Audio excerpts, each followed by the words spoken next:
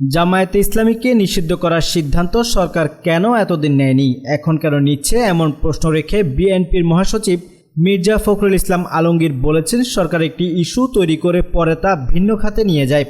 মঙ্গলবার বিকেলে এক সংবাদ সম্মেলনে সাংবাদিকদের প্রশ্নের জবাবে মির্জা ফখরুল ইসলাম আলমগীর এসব কথা বলেন।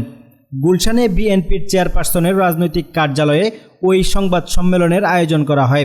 মির্জা ফখরুল ইসলাম আলমগীর বলেন, বিএনপি বহুদলীয় গণতন্ত্রে বিশ্বাস করে।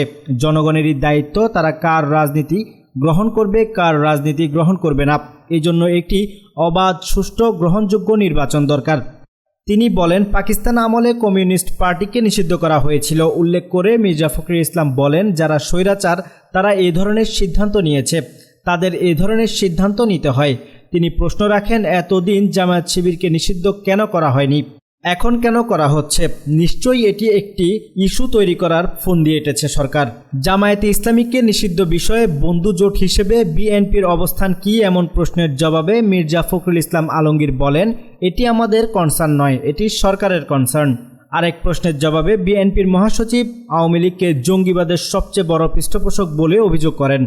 শিক্ষার্থীদের কোটা সংস্কার আন্দোলনকে কেন্দ্র করে সৃষ্ট পরিস্থিতি নিয়ে মূলত এই সংবাদ সম্মেলনের আয়োজন করা হয়। সংবাদ সম্মেলনে শিক্ষার্থীদের আন্দোলনে হামলা নির্যাতনের প্রতিবাদ, শিক্ষার্থীদের মুক্তির দাবি জানান মির্জা ফখরুল ইসলাম আলমগীর। আন্দোলনকে কেন্দ্র করে সৃষ্ট সংঘাতে এতগুলো প্রাণহানির ঘটনাকে তিনি গণহত্যা বলে উল্লেখ করেছেন। একই সঙ্গে এসব ঘটনার তদন্তে জাতিসংঘের সম্পৃক্ত হওয়া উচিত বলে তিনি মনে করেন। মির্জা ফখরুল ইসলাম আলমগীর বলেন, কারফিউ প্রত্যাহার ও সেনাবাহিনীকে ব্যারাকে ফিরিয়ে নেয়ার দাবি জানাচ্ছে বিএনপি। মির্জা ফখরুল ইসলাম আলমগীর বলেন, আপনারা জানেন একটা খাবারের নাটক করা হচ্ছে, ডাইনিং টেবিলে বসে খাবারের নাটক। এটা অবশ্য ডিবি অফিসের অনেকটাই নাম হয়ে গেছে ভাতের হোটেল হিসেবে। মির্জা ফখরুল দাবি করেন, বর্তমান সরকারের রাজনৈতিক প্রতিদ্বন্দ্বিতা নেই, পুরোপুরি অদৃশ্য একটি শক্তি দিয়ে পরিচালিত হচ্ছে দেশ।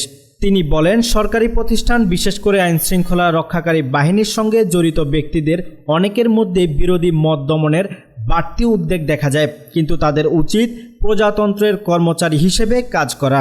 প্রিয় দর্শক, আজ এখানেই শেষ করছি। সবাই ভালো থাকুন, সুস্থ থাকুন। দেখা হচ্ছে নতুন কোনো ভিডিওতে। আল্লাহ হাফেজ।